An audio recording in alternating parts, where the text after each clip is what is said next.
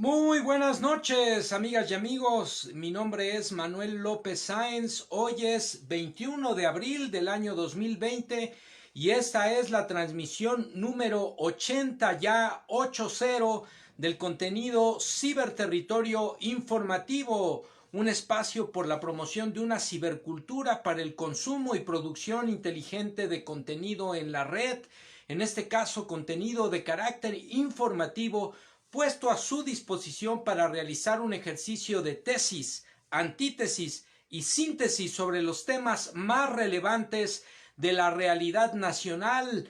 Ya estamos iniciando la transmisión y saludamos a quienes desde el principio nos acompañan. Pau Reyes, Vane Retana Vaz, Sara María, bienvenidas, bienvenidos todos. Gracias por acompañarnos. Por aquí anda también ya Ángeles Dávalos. Gracias a todas, a todos por acompañarnos.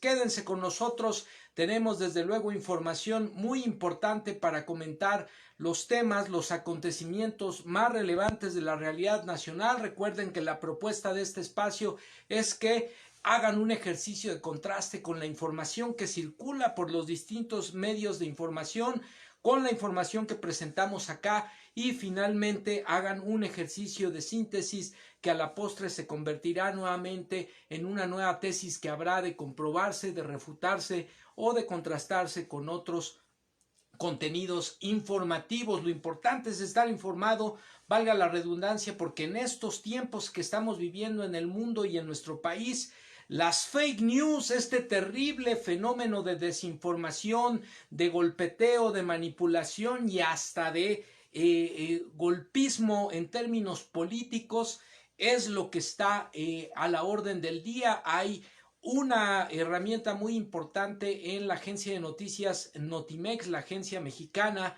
por excelencia de información, una herramienta de verificación. Ustedes pueden entrar a la página de internet de Notimex y ahí está verificado. Ustedes mandan qué nota quieren verificar, ellos le hacen un seguimiento, un rastreo y les informan qué es verídico, qué no es verídico de la información y si es necesario consultar otras fuentes. Muy importante combatir las fake news. Bueno, amigas y amigos, pues vamos a iniciar con la información que tenemos preparada. El primer contenido que etiquetamos el día de hoy para ustedes es el hashtag reconstruyendo lo que dejaron, y es que lo que estamos viviendo en el actual México, en las circunstancias en las que nos encontramos en términos económicos, políticos, educativos, sanitarios, energéticos, en materia de comunicaciones, de infraestructura, pues es precisamente consecuencia de este terrible régimen político-económico neoliberal que hoy, dicho sea de paso, y ese es otro de los contenidos que tenemos etiquetados, está de salida, está en terapia intensiva, no solo en México, sino también en el mundo, y la pandemia por el coronavirus que estamos enfrentando hoy en nuestro planeta así lo hace ver, así lo demuestra también. Pues este contenido, hashtag reconstruyendo con lo que dejaron, lo retomamos a propósito de un extraordinario artículo escrito por el investigador mexicano Manuel Gil Antón hace algunos días en el periódico El Universal. Vamos a comentar el análisis de este intelectual mexicano sobre la situación del sistema educativo y el sistema de salud. Con lo que dejaron, con lo que hay, se está reconstruyendo el país, y vaya que se están haciendo esfuerzos titánicos para, en este caso, enfrentar la pandemia del coronavirus, entre otras calamidades, con lo que dejaron reconstruyendo el país. El segundo contenido que tenemos etiquetado para ustedes, amigas y amigos, es el contenido hashtag ONU con México. Y es que, como ustedes recordarán, hace algunas semanas el presidente mexicano Andrés Manuel López Obrador dio a conocer su postura y su propuesta, entre otras cosas, frente al grupo de los más poderosos países del mundo, las economías más fuertes del mundo, el G20, en materia de la pandemia, e hizo la propuesta de que la ONU fuera intermediario para garantizar que no se especule con los medicamentos y que todos los países tengan derecho a acceder a los insumos necesarios para atender a sus pacientes, para atender a su población enferma. Vamos a dar la bienvenida también a Somari Medellín, Luz Arendi Alcántara, Mayra Enríquez Martínez, José Luis Contreras, que se incorporan a la transmisión. Bienvenidas, bienvenidos todos, gracias por acompañarnos. Pues en estos días se dio a conocer, decíamos, amigas y amigos, que fue apoyada, fue recibida con beneplácito la propuesta del presidente mexicano de nuestro país para que la ONU sea el intermediario que garantice que no haya especulación y que los insumos, los medicamentos lleguen a todos los pacientes del mundo. Una propuesta respaldada históricamente por prácticamente la mayoría de los países, valga la redundancia, integrantes de la ONU, cerca de 165 países que respaldaron la iniciativa del presidente mexicano y pues vamos a comentar también al respecto la información. El tercer contenido que tenemos etiquetado para ustedes, amigas y amigos, es el hashtag neoliberalismo en terapia intensiva. Y es que de la mano del extraordinario intelectual, lingüista, filósofo, politólogo Noam Chomsky, quien fuera entrevistado por la Agencia Internacional de Noticias EFE el día de hoy, se hace un recuento, un análisis de lo que está dejando ver precisamente la pandemia por el COVID-19 a nivel mundial, un sistema de salud a nivel mundial que no estaba listo, un sistema de salud que fue desmantelado sistemáticamente por precisamente las políticas neoliberales, y de ello hoy estamos dando cuenta. Incluso los países más poderosos del mundo están padeciendo. Por supuesto, el caso de los Estados Unidos está sumido en una crisis, se ha convertido en el epicentro de la pandemia, y es ahí en donde se incentivaron estas recetas de privatización de los sectores públicos de la salud, que lamentablemente los estúpidos gobiernos neoliberales en nuestro país siguieron a pie juntillas, y hoy estamos enfrentando esas carencias, esas falencias, ese saqueo, ese desmantelamiento de los sistemas públicos de salud.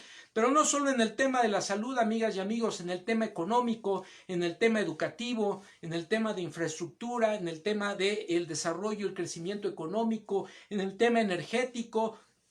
En todas las áreas estratégicas del desarrollo nacional padecimos la rapiña, el descrédito, el saqueo, la corrupción de los gobiernos, de los políticos, del modelo político económico neoliberal. Pero bueno, vamos a hablar al respecto y vamos a ver qué nos dice este extraordinario intelectual Noam Chomsky. Finalmente, el cuarto contenido que tenemos etiquetado para ustedes es el hashtag García Luna está aterrado, Calderón también. Y es que nuevamente se dio a conocer, amigas y amigos, que por tercera vez se le negó la fianza a seguir el proceso en libertad del exsecretario de Seguridad Pública de Felipe Calderón Hinojosa, acusado de recibir sobornos del narcotráfico, acusado de traficar drogas de México a Estados Unidos. Este personaje, que fue el más poderoso del sexenio de Felipe Calderón, el hombre clave, el alfil del expresidente, que está acusado precisamente de contubernio con la delincuencia organizada, y por eso le niegan la fianza, porque es posible que se fugue, que se dé a la fuga si le otorgan el beneficio de seguir su proceso en libertad. Y sobre todo, esta posibilidad de fuga está fuertemente relacionada con los nexos de círculos políticos, económicos muy poderosos dentro y fuera de nuestro país, a los que está asociado, y es pieza clave, por supuesto, el expresidente Felipe Calderón Hinojosa. Así que su alfil, su hombre más poderoso y de confianza, está aterrado, y él también, porque pronto es muy probable que también tenga que enfrentar la justicia y dar cuentas ante los tribunales estadounidenses, eventualmente ante los tribunales mexicanos, por su a todas luces irregular actuación como jefe del Estado mexicano. Por supuesto que sabía de los malos pasos de su secretario de Seguridad Pública, y muy probablemente, por supuesto, que recibió, al igual que su exsecretario, sobornos del narcotráfico. O preguntémonos, ¿de qué vive Felipe Calderón? Felipe Calderón no trabaja. Felipe Calderón, ¿cuál es su entrada? ¿Cómo es que mantiene el nivel de vida al que está acostumbrado? ¿Cómo es que paga bots en las redes sociales? ¿Cómo es que se mantiene viajando en primera clase como fue sorprendido hace algunas semanas? ¿Cómo es que gasta y cómo es que sostiene ese ritmo de vida? ¿De qué vive? ¿De qué trabaja? Pues ya se imaginarán ustedes, amigas y amigos. Y por supuesto, por último, el contenido etiquetado con el hashtag Agenda Me Canso Ganso, la agenda presidencial. Con esto, por supuesto, damos comienzo a la transmisión y a la revisión de los contenidos. El primer contenido que tenemos etiquetado para ustedes, decíamos el hashtag reconstruyendo con lo que dejaron. Esta nota la recuperamos del periódico en Universal. Está publicada el 18 de abril de este año y está firmada nada más y nada menos, decíamos, que por el investigador Manuel Gil Antón, profesor del Centro de Estudios Sociológicos del Colegio de México, quien durante 30 años ya fue también docente de la Universidad Metropolitana y es director académico del portal Educación Futura. Dice así la nota, amigas y amigos: llegó lo inevitable y aún falta lo más duro. No se puede detener. Hemos aprendido que si se actúa de forma inteligente, con los recursos factibles, mecanismos adecuados y a tiempo, es posible intentar que el efecto de la pandemia sobre el sistema de salud no lo desborde. Una de las condiciones cruciales es que los instrumentos para atender la salud de un país sean robustos y suficientes en situaciones normales, por supuesto, de tal manera que frente a la emergencia, con un incremento importante, veloz y costoso de su capacidad instalada, puedan contender con la epidemia, de mejor manera que si, como en nuestro caso, los dispositivos públicos para atender a quienes se enferman y procurar bienestar a la mayoría de los mexicanos se han deteriorado, han sido deteriorados sistemáticamente durante décadas. El proyecto de sociedad hegemónico, continúa Gil Antón, durante 30 años fue desmoronando las condiciones para una salud pública decente. Hace muchos años sabíamos que los consultorios estaban abarrotados, las medicinas escasas y si acaso había fechas para atención urgente eran muy distantes y el personal trabajaba en condiciones cada vez más inciertas. Para colmo de males, la rapacidad de los gobiernos en turno, en contubernio con el negocio de producir y distribuir fármacos, insumos y servicios, debilitaron la atención debida a los compatriotas con menos recursos. Buenas noches, maestro José Luis Contreras. Buenas noches, Laura Angélica Godínez, que se incorporan a la transmisión. Bienvenidos, bienvenidas, gracias por acompañarnos. Decíamos, vale y es necesario decir que, a mi juicio, continúa Gil Antón, la responsabilidad del precario sistema para enfrentar la emergencia recae en los sexenios anteriores, a cargo del PRI y del PAN, y ni siquiera la burla perdonaron. Hospitales que al día siguiente de su inauguración se desmontaban para que los mismos enseres médicos adornaran otra simulación de sanatorio posterior. Entre las medidas para mitigar la epidemia indispensables, al cerrar las escuelas, quedó a la vista un sistema educativo también roto, roído por la corrupción impune tras décadas de descuido, ahitas de propaganda y atracos. Tenemos un entramado, continúa Gil Antón, institucional endeble, que a quienes menos lo necesitan les da la mejor educación y la peor en infraestructura y condiciones de aprendizaje a quienes más la requieren. Los procesos de aprendizaje auxiliados por computadoras tropiezan en dos escollos: la desigualdad en el acceso de hogares y escuelas a los instrumentos de conectividad indispensables les hace falta el recurso, el equipamiento, por supuesto la preparación del personal docente para que pueda trabajar en estas plataformas y generar ambientes de aprendizaje en las escuelas, también es algo que está evidentemente deteriorado. Esa desigualdad educativa cuya raíz es la inequidad social tan honda, tampoco es producto de un par de años, resulta, entre otras cosas, del empleo de dinero para la educación en campañas electorales, en componendas sindicales y en no pocos bolsillos. Así que ahí lo tienen, amigas y amigos, y remata el investigador Manuel Gil Antón, por lo tanto, y con la idea que no es posible ni adecuado simular las aulas en las casas, la alternativa más democrática es emplear la televisión y la radio. En cadena nacional, dice, para generar o reproducir programas que inviten a las niñas y los niños a no soltar el vínculo con el aprendizaje. Más vale concentrarse una hora interesante al estudio cada día en los distintos grados escolares a partir, digamos, de un video accesible para casi todos, que la torpeza de encargar tareas que llevan 5 horas realizar por los alumnos y otras muchas de calificar en vano. Ojalá la SEP oriente sus esfuerzos, dice el investigador, al aprendizaje en las casas, suscitado por estrategias creativas y comunes que fortalezcan saberes que son indispensables, sean posibles y no incrementen los trámites administrativos farragosos, sino que descansen en la creatividad del magisterio. Como en salud, en la educación, hay que reconocer que no hay más cera que la que arde.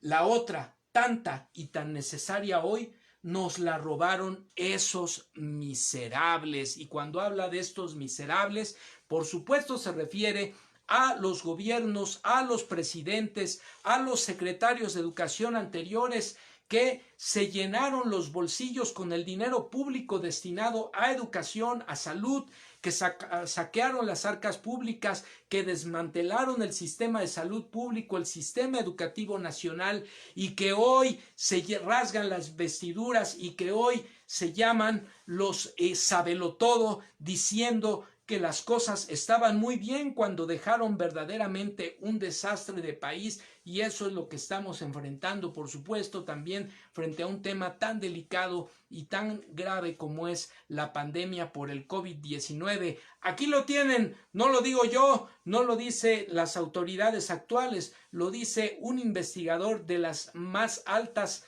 licencias y autoridad moral y académica como lo es el doctor Manuel Gil Antón. Dejaron un desastre y con lo que se tiene se está reconstruyendo y se está haciendo lo que se puede, que dicho sea de paso, es mucho, es bastante, porque se ha inyectado recurso para contratar a médicos, porque se ha inyectado recurso para rehabilitar los hospitales que dejaron abandonados, para traer el equipamiento médico, y esto se ha venido haciendo desde el inicio de la actual administración, no solo a partir de la contingencia sanitaria, y se ha venido tratando de fortalecer el sistema de salud público como el sistema educativo, la economía, la infraestructura del país, los sectores productivos. Con lo que se tiene, con lo que dejaron, se está reconstruyendo y se está avanzando en la medida de lo posible. Pues bueno, aquí lo tenemos y con esto cerramos, amigas y amigos, el primer contenido del día de hoy. Vamos a seguir revisando las noticias. El siguiente contenido que tenemos preparado para ustedes es el etiquetado con el hashtag La ONU con México, y esta nota la recuperamos del portal de noticias del periodista Julio Astillero, publicada el día de hoy precisamente, y que está firmada por la periodista Saraí Uribe del sistema de noticias Informex. La nota se titula Aprueban propuesta de AMLO para que la ONU controle insumos del COVID-19, informa el secretario de Relaciones Exteriores Marcelo Ebrard. Esta propuesta tiene el objetivo de garantizar que todos los países tengan acceso al equipo médico y vacunas contra el COVID-19. La petición de México para que la Organización de las Naciones Unidas garantice a todos los países que tengan acceso al equipo médico y las vacunas contra el COVID-19 tuvo el apoyo de 179 países al cierre de la jornada. informó la Secretaría de Relaciones Exteriores. En conferencia matutina, el canciller Marcelo Ebrard dijo que la resolución fue aprobada por el 93% de los países miembros de la ONU, una resolución histórica en materia del número de países que la apoyaron, por lo que esta acción se convierte en la resolución presentada por México ante esa organización como la más votada de la historia. Garantizar el acceso a las vacunas y equipo médico y medicamentos para combatir el coronavirus es la tarea que tendrá ahora México y la ONU, informó el titular de la Secretaría de Relaciones Exteriores. Buenas noches, Lore TL, Patricia Sáenz Guevara, que se incorporan a la transmisión. Bienvenidas, bienvenidos todos. Gracias por acompañarnos. También Alma Rosa Gómez. Buenas noches. Decíamos, Ebrard Casaubon también anunció que el 23 de abril entra en vigor el acuerdo con hospitales privados, todos juntos contra el COVID-19. Fue el título del convenio que firmó el gobierno federal con los directores de los hospitales privados y los principales hospitales privados del país, el cual permitirá destinar 3,115 camas de estos hospitales a la atención de derechohabientes del Sistema Nacional de Salud Pública.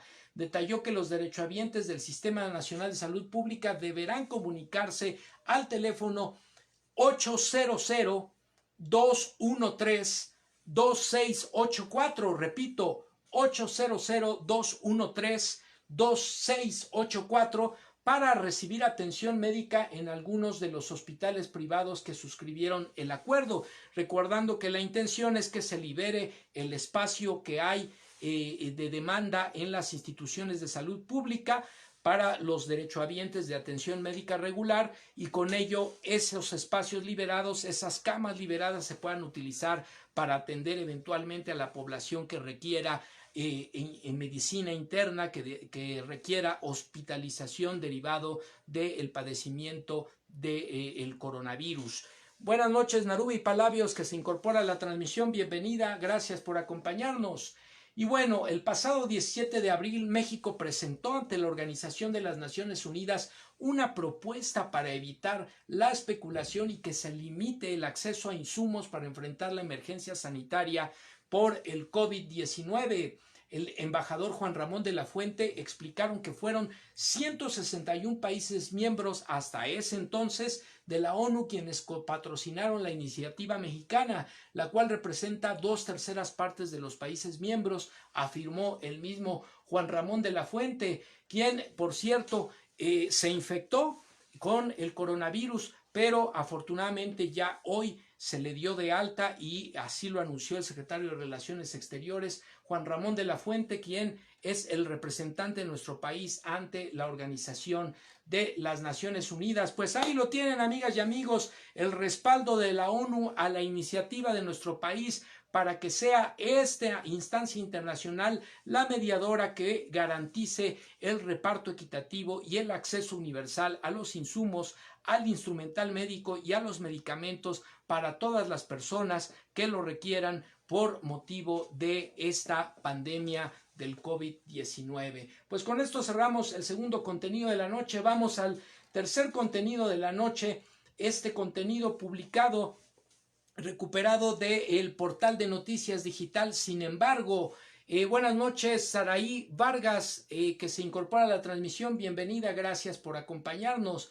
Decíamos, esta nota la recuperamos del portal. Sin embargo, esta nota está etiquetada con el hashtag neoliberalismo en terapia intensiva, y es una nota de la Agencia Internacional de Noticias EFE, que entrevistó a el intelectual, filósofo, lingüista y politólogo Noam Chomsky. La nota se titula "El sistema colapsa. Chomsky. Esta pandemia evidencia el fallo colosal del neoliberalismo".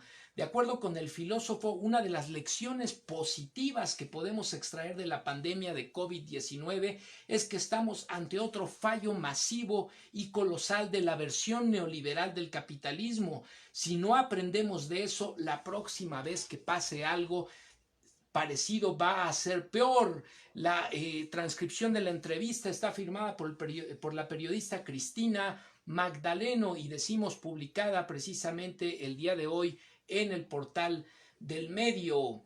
Para el filósofo y lingüista Noam Chomsky, la primera gran lección de la actual pandemia es que estamos ante otro fallo masivo de la versión neoliberal del capitalismo. Desde su casa en Tucson, Arizona, y lejos de su despacho en el Instituto Tecnológico de Massachusetts, desde el que cambió para siempre el campo de la lingüística, Chomsky repasa en una entrevista con EFE las consecuencias de un virus que deja claro que los gobiernos están siendo el problema y no la solución. Y un primer aspecto, amigas y amigos, es precisamente que lo que señala el intelectual norteamericano es que esto se anticipó. De hecho, al término de la pandemia ocurrida en 2003, en 2002-2003, por el virus del SARS, también un virus respiratorio, lo que se sabía es que eventualmente esto iba a llegar, esta pandemia iba a ocurrir nuevamente con una variante de algún virus, como es el caso, en este caso, del coronavirus.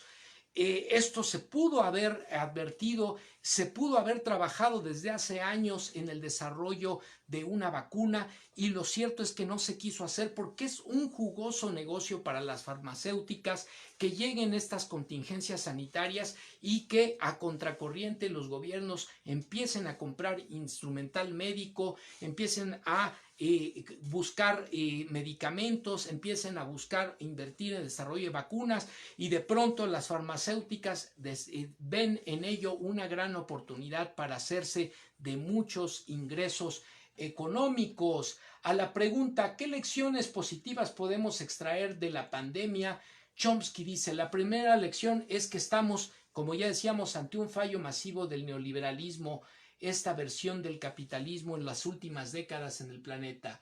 Por otro lado, los científicos, nos dice, sabían que vendrían estas pandemias, probablemente de la variedad del coronavirus. Hubiese sido posible prepararse en aquel punto y abordarlo como se hace con la gripe, pero no se ha hecho. Estados Unidos es una catástrofe por el juego que se traen en Washington. Saben cómo culpar a todo el mundo, excepto a ellos mismos, a pesar de que son los responsables. Somos ahora el epicentro en un país que es tan disfuncional que ni siquiera puede proveer de información adecuada sobre la situación de la infección a la Organización Mundial de la Salud. Y esta declaración importante se da en el marco del retiro de financiamiento por parte del presidente Donald Trump, el gobierno de Estados Unidos, a la Organización Mundial de la Salud, quien ha decidido, en este caso el presidente norteamericano, culpar a la OMS de no haberles advertido a tiempo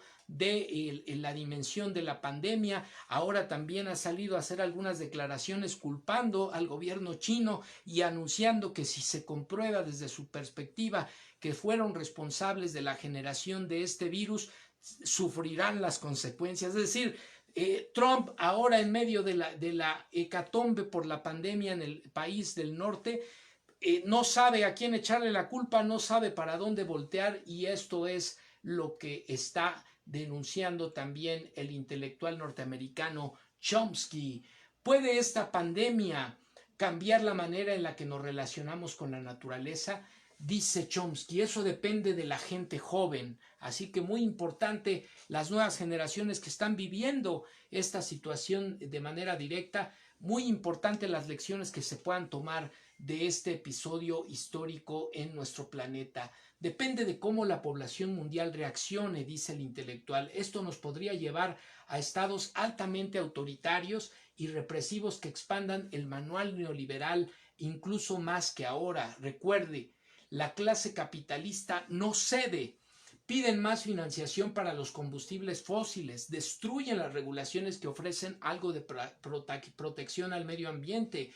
En medio de la pandemia en Estados Unidos se han eliminado normas que restringían la emisión de mercurio y otros contaminantes. Eso significa matar a los niños estadounidenses y destruir el medio ambiente. No paran y no hay contrafuerzas. Es el mundo que nos quedará. Si no hay contrafuerzas, perdón, es el mundo que nos quedará.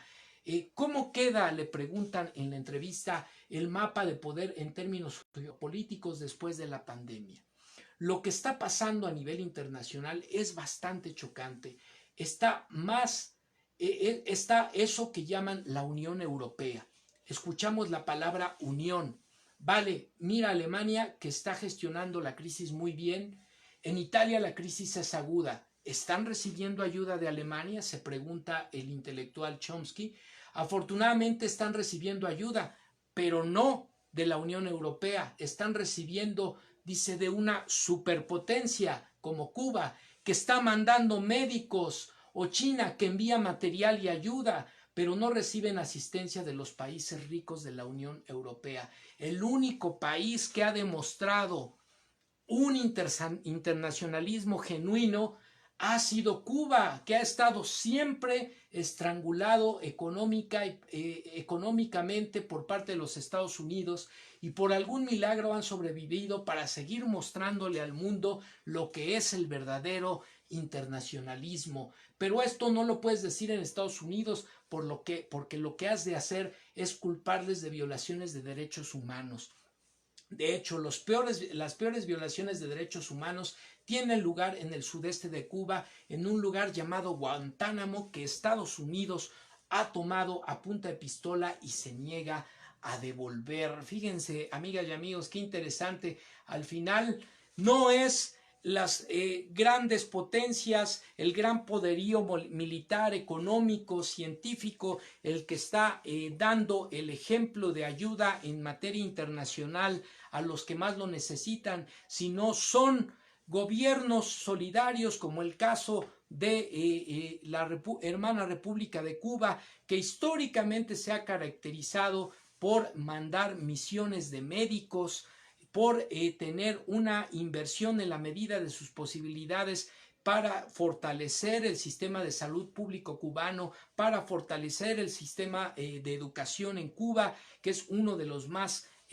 avanzados del mundo, y que frente a esta desgracia planetaria pues se ha mostrado solidario. No solo se ha volcado a atender a su población, sino en la medida de sus posibilidades ha salido a otras latitudes del planeta a brindar el apoyo, como es en el caso de Italia, que en su momento pues vivió una crisis terrible por esta pandemia y que poco a poco parece que las cosas pueden regresar a la normalidad. Pues aquí lo tienen, amigas y amigos, y remata la entrevista. No la vamos a leer completa, pero verdaderamente es una entrevista que les recomiendo que revisen por completo, de punta a punta. Remata la última pregunta que le hacen al intelectual norteamericano Noam Chomsky.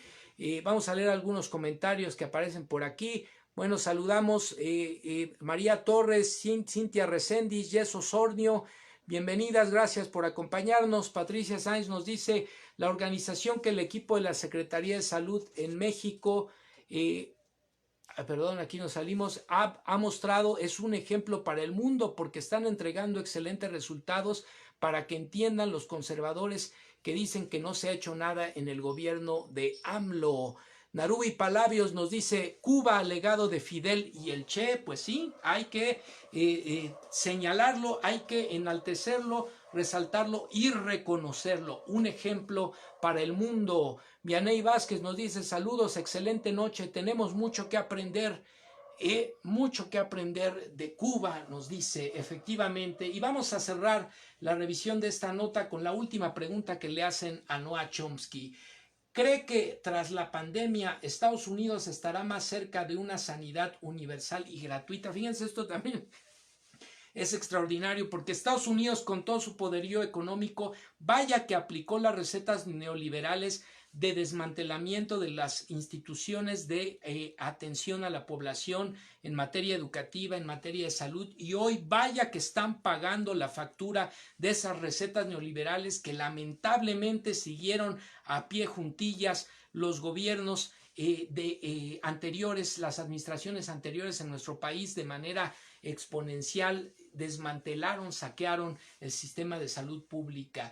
Dice, ¿cree usted que tras la pandemia Estados Unidos estará más cerca de una sanidad universal y gratuita? La respuesta de Chomsky es, Muy interesante ver esa discusión. Los programas de Bernie Sanders, por ejemplo, sanidad universal, tasas universitarias gratuitas, lo critican en todo el espectro ideológico. Las críticas más interesantes vienen de la izquierda en aquel país. Y vienen de la izquierda, apunta Chomsky, se nos movió aquí un poco la nota, perdón, vienen de la izquierda, los columnistas más liberales del New York Times, de CNN y todos ellos dicen que son buenas ideas, pero no para los estadounidenses. La sanidad universal está en todas partes, en toda Europa de una u otra forma, en países incluso pobres como Brasil, como México, y la educación universitaria gratuita también en todas partes, en Finlandia, en Alemania, en México, en todos lados. Así que lo que dicen los críticos en la izquierda es que Estados Unidos es una sociedad tan atrasada que no se puede poner a la altura del resto del mundo. Y te dice bastante esto de la naturaleza, de la cultura y de la sociedad norteamericana en su conjunto. Pues ahí lo tienen, uno de los centros de origen del neoliberalismo en la década de los años 80, junto con la Gran Bretaña, teniendo como presidente de los Estados Unidos a Ronald Reagan, en el caso de Gran Bretaña a Margaret Thatcher, quienes impulsaron desde estos dos países las recetas neoliberales para el mundo, pues hoy están pagando las consecuencias. Reino Unido le tocó pagar su factura y Estados Unidos vaya que la está pagando y vaya que se está evidenciando el terrible error que se cometió de desmantelar los sistemas públicos de salud en Estados Unidos y en el mundo en su conjunto.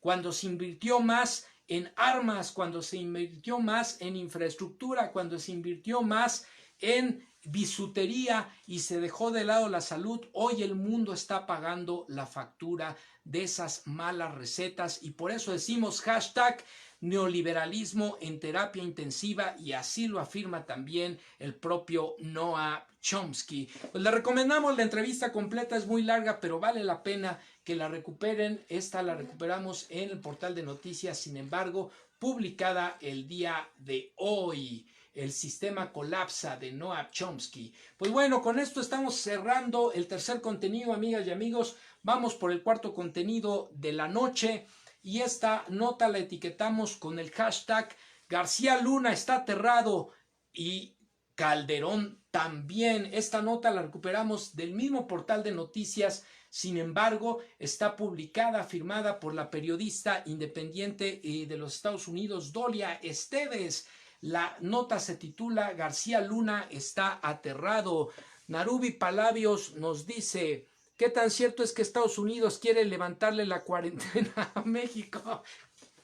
Pues miren, aquí el asunto es que hoy se anunció, como ustedes saben, que ya entramos a la fase 3 de la pandemia, la cual se caracteriza por lo que dicen los especialistas. Yo no soy en ningún sentido especialista en epidemiología, ni mucho menos, pero por lo que señalan los especialistas del gobierno es que se caracteriza por un alto nivel de contagio y por eso una de las medidas más importantes tiene que ver con la llamada sana distancia, la Jornada Nacional de Sana Distancia, y por eso es que se determinó que se extendiera, salvo en los municipios o las regiones del país donde hay bajo nivel de contagio, que se extendiera la jornada de sana distancia hasta el 1 de junio, hasta el 30 de mayo para regresar el 1 de junio.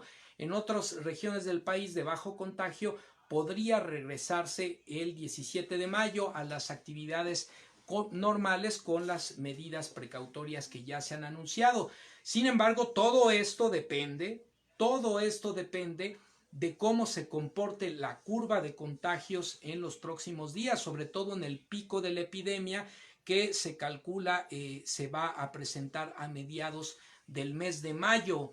En ese sentido, es muy probable, y así se planteó, que si no hay un comportamiento como el que se espera de que se controle la curva y poco a poco empiece a descender, aunque hay que decirlo también, se ha anunciado que es un proceso muy lento, que se va a extender más tiempo.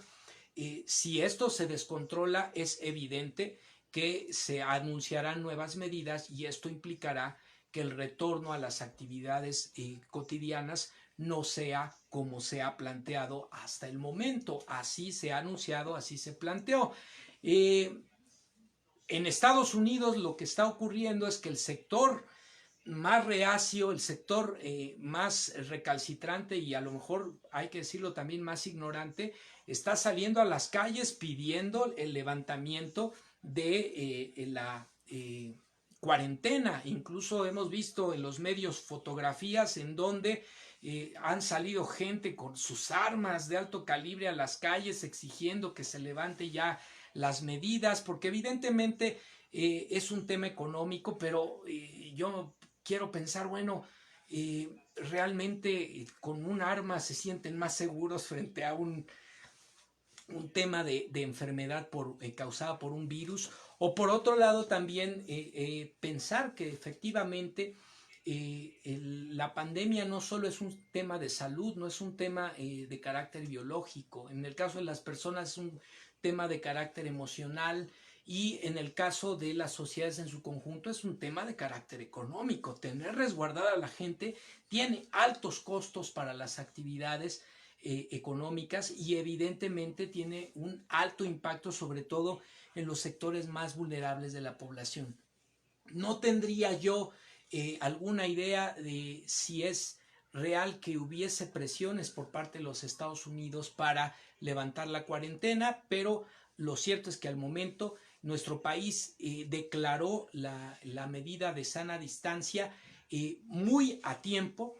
Lo hizo cuando en el país había menos de 100 casos confirmados y países como Italia, como España, lo hicieron cuando tenían arriba de 1000 casos confirmados y hoy pues con los anuncios que se han hecho parece que las cosas están tomándose con los protocolos adecuados, con los cálculos hechos por los especialistas y que nuestro gobierno pues ha dado cuenta tanto al interior como al exterior. Ahí lo anunciábamos con la medida que se respaldó en la ONU de que hay autonomía en las decisiones y de que hay una priorización de la salud de toda la población por encima de otros intereses, aunque también es cierto que es necesario en la medida de lo posible y del comportamiento de la curva de contagio de que las actividades se regularicen porque la tasa de desempleo que se puede generar y el impacto en la economía pues tampoco es en ningún sentido soslayable. El gobierno ha anunciado programas de apoyo a los sectores más vulnerables de la población, ha adelantado las becas, pensiones a los adultos mayores, a las personas con discapacidad, ha anunciado créditos a los negocios familiares y a las microempresas porque son los que están enfrentando el mayor impacto de la baja en la actividad económica, pero pues ahí está al momento lo que está ocurriendo en materia del cuidado sanitario, del apoyo económico a los sectores más vulnerables y de que eventualmente pues lo que se espera es que las actividades se puedan regularizar si y solo si se comporta como se ha estimado por los especialistas la curva de contagio. Pues bueno, vamos cerrando esto que nos preguntaba nuestra amiga Narubi Palavios. Buenas noches, Mafer, que se incorpora a la transmisión. Bienvenida, gracias por acompañarnos. Decíamos, la nota que tenemos etiquetada con el hashtag García Luna está aterrado y Calderón también, recuperada del portal de noticias, sin embargo, publicada el día de hoy y firmada por la periodista Dolia Esteves. Dice así la nota: García Luna está aterrado. Con las visitas a prisioneros prohibidas desde mediados de marzo, Genaro García Luna pasa las semanas desconectado de todo en su celda en Nueva York, aislado de un mundo muy diferente al que vio por última vez aquel día que fue arrestado hace 95 ayeres en Dallas. No ha vuelto a hablar con nadie desde la audiencia telefónica en la que el juez Ramón Reyes negó por tercera vez su empeño de ganar la libertad bajo fianza el 31 de marzo. Todos los reclusos federales han estado confinados durante semanas y acaban de extender el encierro al 18 de mayo. Están aterrados, permanecen encerrados en sus celdas 24 horas al día. Se les permite salir por 1 o 2 horas. un par de veces a la semana, me dijo César Castro, su abogado. De Castro reveló que a García Luna, acusado de recibir sobornos millonarios de los cárteles a cambio de brindarles protección cuando fue secretario de Seguridad Pública de Felipe Calderón Hinojosa, le preocupan cada vez más las condiciones de salubridad en el Centro Metropolitano de Detención, MDC por sus siglas, donde está recluido. Apenas puede tener acceso al teléfono, y esto pues es una condición que evidentemente agrava su estado de ansiedad. Pero acá lo más importante, amigas y amigos, es que esta situación en la que se encuentra el exsecretario de Seguridad Pública es, sin alegrarnos de la desgracia ajena, es un caldo de cultivo fértil para que eventualmente él doble la mano y empiece a delatar uno a todos sus cómplices. Es innegable que las prisiones, debido al hacinamiento, continúa la nota, y a espacios reducidos, son terreno fértil para la propagación del coronavirus. Abogados defensores están siendo inundados diariamente con llamadas telefónicas de familiares de presos queriendo ser liberados. Sin embargo, ninguno de los 1,600 reclusos del centro de detención ha muerto y solo 3 han dado positivo por coronavirus. El terror entonces de García Luna de contagiarse del virus retrata a un hombre más bien desesperado, traumatizado, al borde del abismo, un hombre que no hace mucho tiempo esgrimió tanto poder que se creyó intocable, indómito, un hombre que le hizo tantos favores a la DEA, a la CIA, al FBI, mientras estaban en el poder, hay que decirlo, los demócratas, el presidente Barack Obama, y mientras estaba aquí en la presidencia de la República, el innombrable Felipe de Calderón Hinojosa, presidente de México en aquel entonces, para pesar de muchos millones de mexicanos. Creyéndose infalible, se mudó a Florida a disfrutar los millones que, según dicen, le pagó el Chapo, un hombre que creyó poder adquirir la ciudadanía estadounidense y gozar de su estatus de privilegio sin que su pasado lo alcanzara. García Luna, sentencia Doli Esteves, no tiene escapatoria, seguirá donde está. El manual de la impunidad que aplicó en México es inviable. No puede manipular a jueces, enfrentarlos, sobornarlos o intimidarlos como estaba acostumbrado a hacerlo. Fabricar verdades virtuales, como lo hizo, por supuesto, por ejemplo, cuando montó para la televisión mexicana ese operativo donde a todas luces después nos enteramos que fue un burdo montaje para el noticiero de Carlos Loret de Mola, cuando supuestamente habían capturado a Florence Cassés y acusado a esta ciudadana francesa de secuestro en nuestro país, junto con otros personajes. Pues resulta ser que fue un montaje, y así estaba acostumbrado este exsecretario de Seguridad Pública a hacer de la aplicación de las leyes y de operativos un show de televisión, nada más que eso, un show de televisión, mientras tras bambalinas negociaba con los narcotraficantes y, por supuesto, al amparo de su jefe Felipe de Calderón Hinojosa. Pues bueno, García Luna no tiene escapatoria, seguirá donde está.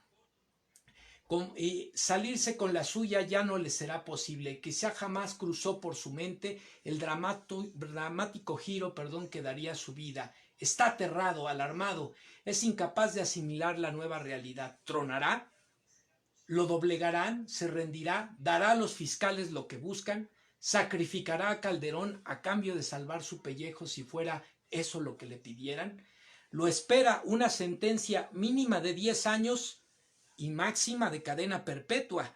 Un hombre en estas circunstancias es muy probable que ceda y empiece a dar información, y por eso el expresidente de México, Felipe Calderón, está muy activo en las redes sociales y está muy activo en la vida pública. Le urge obtener el registro de su partido, le urge una curul para tener el fuero como congresista. Por eso está muy activo, porque sabe que muy pronto lo van a echar de cabeza y muy pronto será llamado a cuentas. Así las cosas. Sus días transcurrirán, García Luna, lentamente en un encierro atroz, solitario en un mundo enfermo y raro que no conoce, sin otro ruido que escuchar que el de sus propios demonios, abandonado hasta por el arrogante jefe al que sirvió con lealtad ciega, humillado en una celda inhóspita, rodeado de custodios que lo discriminan negándole el acceso al exterior en la inmensa Nueva York, la ciudad que antes no dormía. Para García Luna, las pesadillas no están en los sueños, tampoco terminan cuando despierta, y tampoco van a terminar cuando despierte Calderón de su sueño guajiro llamado México libre, de su sueño guajiro llamado fuero como legislador. Pronto Calderón, igual que su esbirro, que su cómplice, que su alfil, su hombre de más confianza, tendrá que enfrentar la justicia en Estados Unidos y eventualmente también en nuestro país. Y yo pago por ver, amigas y amigos, pago por ver, porque vaya que le hizo daño este personaje y le sigue haciendo daño este personaje a nuestro país. Pues bueno, amigas y amigos, con esto ya estamos cerrando la transmisión del día de hoy. Buenas noches a quienes se incorporan: Mafer, Nec López, Carla Alejandra Reyes. Bienvenidas, bienvenidos todos, gracias por acompañarnos. Con esto estamos cerrando ya prácticamente la transmisión, solo resta el contenido etiquetado como de costumbre, hashtag agenda me canso ganso, la agenda presidencial.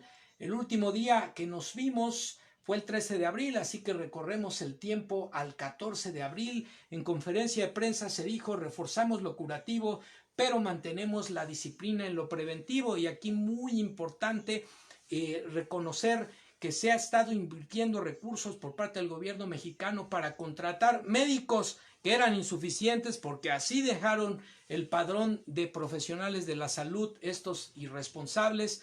Se ha estado rehabilitando hospitales porque dejaron abandonada la infraestructura hospitalaria en el país. Se han estado comprando insumos a distintos países, como el caso de Estados Unidos, como el caso de China. Se ha incentivado la producción también de recursos de insumos médicos en el país. Y bueno, pues se ha establecido convenios también con la iniciativa privada para garantizar que se tenga lo necesario en el momento más crítico de la pandemia. Pero aún así es importante que nosotros participemos en la prevención. ¿Cómo? Quedándonos en casa y también cuidando nuestra salud, cuidando nuestros hábitos alimenticios, porque nuestra población es vulnerable no porque sea una población de personas, en su mayoría de personas mayores, sino porque en su mayoría somos una población que tenemos obesidad, que tenemos diabetes, que por consecuencia tenemos problemas cardiovasculares como hipertensión, que en consecuencia tenemos problemas como el cáncer, y esas son las causas que fundamentalmente en México y el mundo están complicando la enfermedad o el padecimiento del coronavirus. Así que participemos en la prevención, quedemos en casa, pero cuidemos también nuestra alimentación, hagamos ejercicio, fortalezcamos con ello nuestro sistema inmunológico y apoyemos de esta manera al gobierno mexicano que está trabajando para garantizar la atención a toda la población. El 15 de abril se dijo en conferencia de prensa: fortalecemos el sector energético, palanca del desarrollo del país. Y hoy, hay que decirlo también, hubo un crack, una hecatombe de los precios del petróleo a nivel mundial, llegándose a cotizar la mezcla mexicana en algún momento del día en menos $2, es decir, el gobierno mexicano tuvo que pagar en algún momento, o se pudo ver obligado a pagar en algún momento hasta $2 por barril para que alguien se llevara el petróleo, porque ya los contenedores pueden llenarse y esto evidentemente no conviene vender el petróleo así. ¿Quién lo va a comprar? Pero no solo en nuestro país, a nivel mundial. Por ejemplo, en algún momento de la jornada, Canadá tuvo que llegar al extremo de pagar $40 por barril de petróleo para que se lo llevaran, porque ya no lo podía tener en sus contenedores. Estados Unidos en la misma situación. Sin embargo, al cierre de la jornada hubo una franca recuperación El caso de la mezcla mexicana llegó nuevamente a $7 y parece que la tendencia es de recuperación, solo $3 atrás de la mezcla petrolera estadounidense. Y es que parece ser que los árabes han decidido no cumplir con el acuerdo de la OPEP y vaya que desestabilizaron los precios del petróleo en todo el mundo. ¿Cuál es la intención de los países árabes? Pues nada más y nada menos que sacar definitivamente del negocio del petróleo a sus principales competidores, que son Rusia y que son los Estados Unidos. Así que vamos a ver cómo se mueve el tablero económico en materia petrolera, en materia energética a nivel mundial los próximos días. Fue un embate duro, pero la mezcla mexicana está recuperando y hay que recordarlo también que el gobierno mexicano tiene pólizas de seguro que garantizan un ingreso promedio que es el que se presupuestó al inicio del año, $40 por barril de la mezcla mexicana, y que es lo que se estimó con lo que se iba a contar para garantizar el presupuesto o una parte importante del presupuesto público. Eso está cubierto. Es cierto que el embate fue duro, pero eventualmente se observó al cierre de la jornada una recuperación y esperemos que la tendencia favorable siga en este sentido. El día 16 de abril se dijo en conferencia de prensa: para enfrentar la epidemia necesitamos sumar recursos, voluntades y ayudarnos mutuamente. El día 16 de abril se dijo en Palacio Nacional, el presidente se reunió con Alejandro Díaz de León Carrillo, gobernador del Banco de México, a quien reiteró su respeto y a la autonomía de la institución. Fue un encuentro cordial, dijo el presidente. El día 17 de abril, en conferencia de prensa, se dijo: quédate en casa. No es una ocurrencia, es la recomendación de un grupo de científicos, y ahí se presentó precisamente el plan de acción frente a la parte más difícil de la pandemia. Este plan de acción, pues avalado por un grupo de investigadores, entre los que se encuentra, por supuesto, el secretario de Salud, Jorge Alcocer, el subsecretario de Salud, López-Gatell, quienes han estado al frente de la estrategia del gobierno para atender el problema de la pandemia por el COVID-19, pero con la participación también de investigadores del CONACYT, de la UNAM, es decir, especialistas en la materia. El día 17 de abril también anunció el presidente de la República: me llamó el presidente Donald Trump para responder a la solicitud que le hicimos sobre la adquisición de ventiladores y equipo médico de terapia intensiva. Garantizó que a finales de este mes tendremos 1,000 ventiladores y podremos adquirir otros más, porque nuestro país no tiene restricciones para la compra de equipo en los Estados Unidos. El 17 de abril también dijo el presidente: es un nuevo gesto de solidaridad con México. Le planteé la posibilidad a Donald Trump de encontrarnos en junio o julio para externarle personalmente nuestro agradecimiento y también dar testimonio de la entrada en vigor del Tratado de Libre Comercio entre México, Estados Unidos y Canadá. Mi afecto, dijo el presidente, a los paisanos y al pueblo de los Estados Unidos.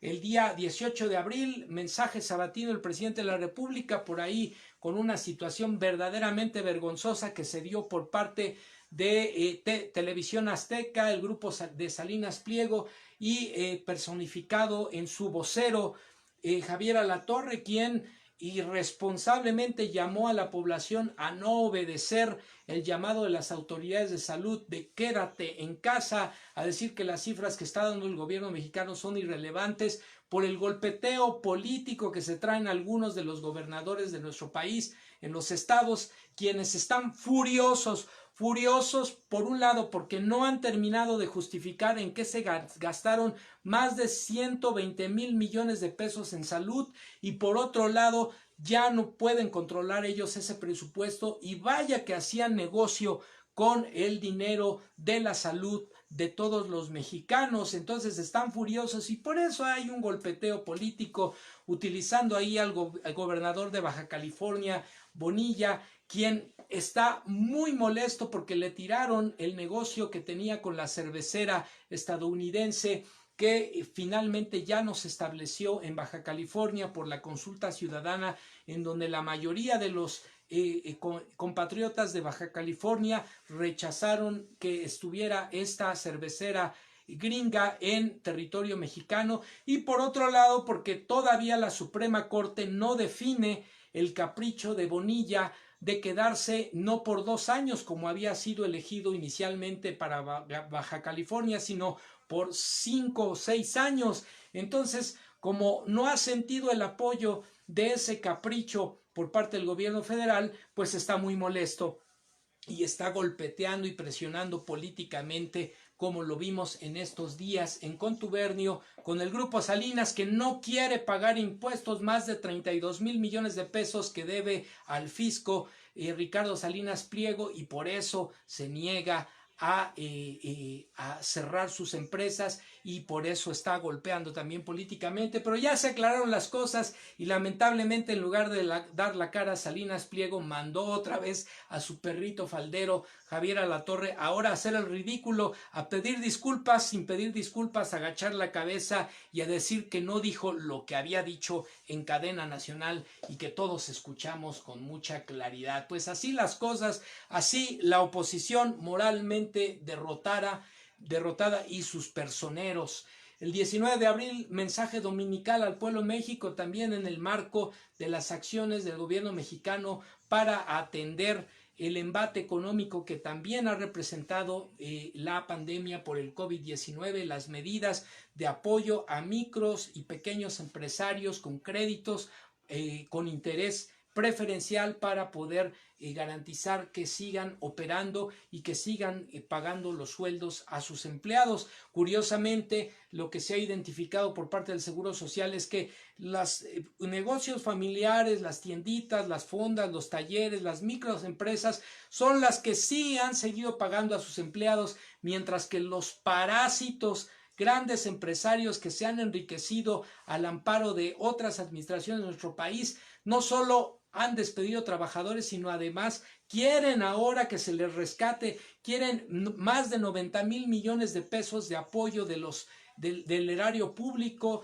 de los impuestos de todos los mexicanos, para solventar las responsabilidades que ellos tienen que asumir, y que vaya con que tienen dinero con qué asumirlo. Desde aquí les decimos, desde este espacio, si en el remoto caso, el presidente ha dicho que no, pero si en el remoto caso que el gobierno mexicano se viera obligado a pedir prestado para enfrentar la crisis, yo prefiero que mis impuestos se les entreguen en propia mano a los sectores más vulnerables de la población. Nunca más un solo centavo a estos parásitos, a estos sinvergüenzas, a estos delincuentes de cuello blanco y evasores fiscales que se han servido con la cuchara grande y que los hemos rescatado una y otra vez. Todavía estamos pagando el Fobaproa, todavía estamos pagando el préstamo que le dieron a Felipe Calderón en 2009 por la influenza para construir hospitales, y no vimos un solo hospital, y esa deuda todavía la seguimos pagando. Así que nunca más un préstamo para rescatar a estos parásitos que se hacen llamar empresarios y que son unos traficantes de influencias. Desde aquí, desde este espacio se los decimos: si se optara por deuda, yo prefiero que se lo den a la gente más humilde y no a esos delincuentes de cuello blanco. Pero por fortuna, el presidente de México ha anunciado que no va a adquirir deuda, y esperemos que las condiciones económicas en México y el mundo den para cumplir esa promesa. Pues bueno, el 20 de abril se dijo en conferencia de prensa: nuestro reconocimiento a los trabajadores de la salud, llamamos a respetarlos y apoyarlos, esto frente a las terribles y lamentables agresiones que se han dado al personal de salud en el país. Es verdaderamente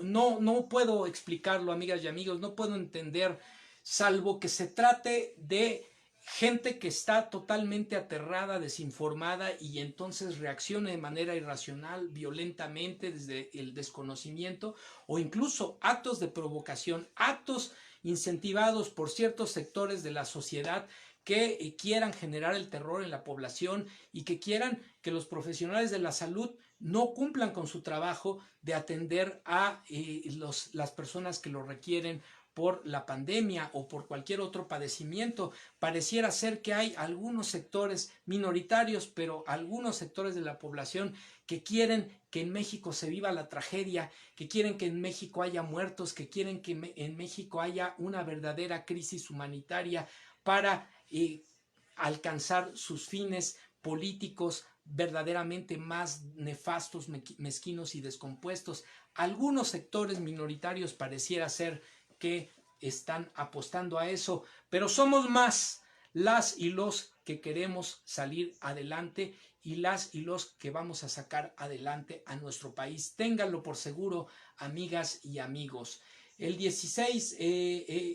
20 de abril decíamos nuestro reconocimiento a los trabajadores de salud, se dijo en conferencia de prensa, y hace 16 horas se dijo regresar a las actividades depende que sigamos cumpliendo las medidas anunciadas por las autoridades de salud. Así que, pues ya lo saben, amigas y amigos, hoy se anunció en la entrada a la fase 3 en nuestro país por la pandemia. Se anunció también que si cumplimos estrictamente con las medidas dictadas por las autoridades sanitarias, podría ser que se reanuden actividades en los municipios de menor contagio el 17 de mayo y en otros sectores de nuestro país el 1 de junio. Pero sí y solo sí cumplimos celosamente con las medidas. Así que quedémonos en casa, cuidemos nuestra salud, cuidemos nuestra alimentación, hagamos ejercicio y mantengámonos atentos a la información oficial, científica y fidedigna, no a las fake news, no al alarmismo, no reproduzcas información que no hayas corroborado, porque de ello depende la seguridad, la tranquilidad y la estabilidad de todo nuestro país. Pues bueno, amigas y amigos, con esto estamos cerrando la transmisión del día de hoy. Vamos a mandar los saludos a quienes nos regalaron, como siempre, el amable favor de su presencia. Tenemos aquí nuestro amigo Rulo Cerati, Lorena Torrijos, Lupita Moreno, Wendy Smile, Adriana Martínez, Carla Alejandra, Nec López, Mafer, Narubi Palabios, Vianey Vázquez, Patricia Sáenz, Jess Osornio, Cintia Reséndiz, María Torres, Saraí Vargas, Lore TL, Alma Rosa Gómez, Laura Angélica Godínez, José Luis Contreras, maestro José Luis Contreras, Mayra Enríquez, Luz Arendi Alcántara, Somari Medellín, Ángeles Dávalos, Sara María, Vane Retana y Pau Reyes. Muchas gracias a todas y todos, y no nos despedimos sin antes felicitar hoy en su día 21 de abril a las educadoras y educadores de México, a las maestras, a los maestros de educación preescolar. Hoy en su día, ustedes, como lo dijo en la mañana el secretario de Educación Esteban Moctezuma Barragán, son el primer bastión, la primera línea de la educación en nuestro país y el nivel más importante de la formación en la vida de los seres humanos. Muchas felicidades y muchas gracias por su extraordinaria labor a las educadoras y educadores de México y del mundo en preescolar, en los jardines de niños. Pues con esto nos estamos despidiendo, amigas y amigos, recordando invitarles a suscribirse a nuestro canal en YouTube, Manuel López Sainz, Ciberterritorio Informativo. Denle me gusta a los videos, compártanlos para que poco a poco lleguemos a más personas. Suscríbanse, todos quienes nos acompañan, suscríbanse, inviten a sus conocidos a suscribirse, a conocer el canal, recordando que este es un espacio por la promoción de una cibercultura para el consumo y producción inteligente de contenido en la red, en este caso contenido de carácter informativo, para hacer un ejercicio de tesis, antítesis y síntesis sobre los temas más relevantes de la realidad nacional y formar con ello su propio punto de vista. Pues muy buenas noches, gracias por acompañarnos, hasta la próxima, que descansen y quédense en casa.